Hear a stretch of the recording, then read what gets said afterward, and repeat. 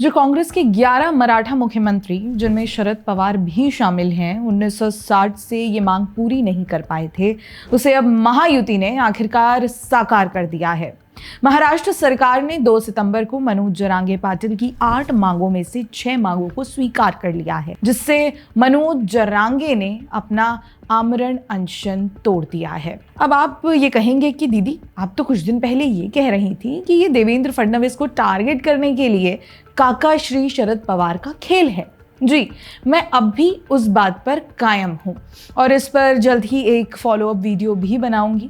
लेकिन अगर नेतृत्व को छोड़ दिया जाए तो उन मराठों को भी सोचने की जरूरत है जो सच में आर्थिक रूप से पीड़ित हैं। मराठवाड़ा की हालत क्या होती थी ये हमें बताने की जरूरत नहीं है, इसलिए ये निर्णय उन लोगों के लिए तो सराहनीय है ही। इस वीडियो में जानेंगे कि वो कौन सी मांगे थी जिन्हें महाराष्ट्र सरकार ने मान लिया, और ये हैदराबाद गजट क्या है जिसके अंतर्गत मराठा आरक्षण लागू होगा। सबसे बड़ा फैसला, कुणबी सर्टिफिकेट। जिन मराठों के पास कुणबी का सबूत है उन्हें ओबीसी आरक्षण मिलेगा। इसके लिए हैदराबाद गजट तुरंत लागू और सतारा गजट 1 महीने में लागू करने का वादा।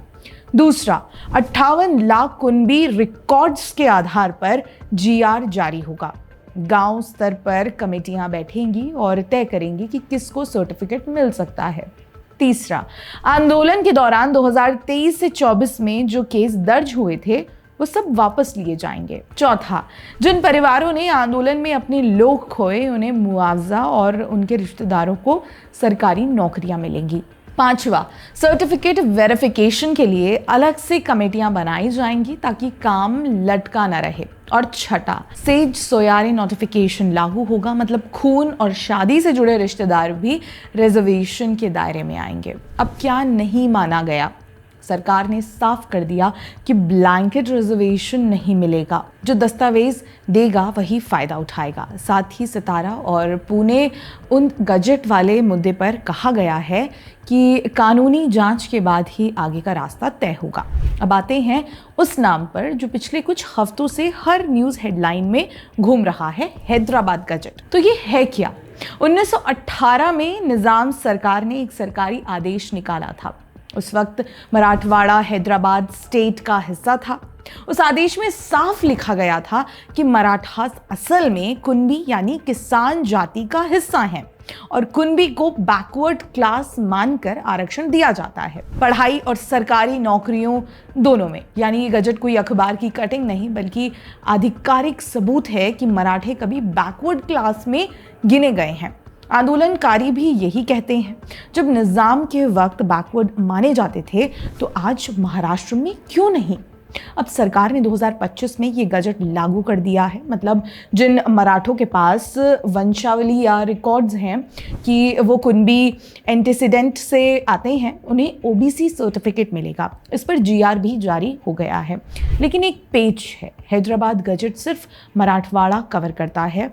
विदर्भ, पश्चिम महाराष्ट्र और कोंकण को मराठे इसमें नहीं आते हैं। लेकिन एक पेच है, हैदराबाद गजट सिर्फ मराठवाड़ा कवर करता है। विदर्भ, पश्चिम महाराष्ट्र और कोंकण के मराठे इसमें नहीं आते हैं। उनके लिए सरकार अब सतारा और उंद गजट पर काम कर रही है। सतारा और उंद वाले रिकॉर्ड ब्रिटिश और सियासती जमाने के हैं।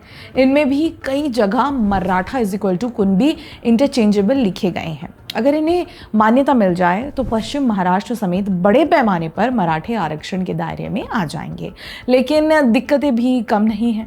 कानूनी रोक, कोर्ट पहले ही साफ कर चुका है कि ब्लैंकेट कोटा नहीं चलेगा। हर किसी को व्यक्तिगत सबूत देना होगा। ऑथेंटिसिटी का झगड़ा, सतारा और उनके रिकॉर्ड कितने वैध हैं इसकी जांच अभी चल रही है और ओबीसी की नाराजगी तो साफ है।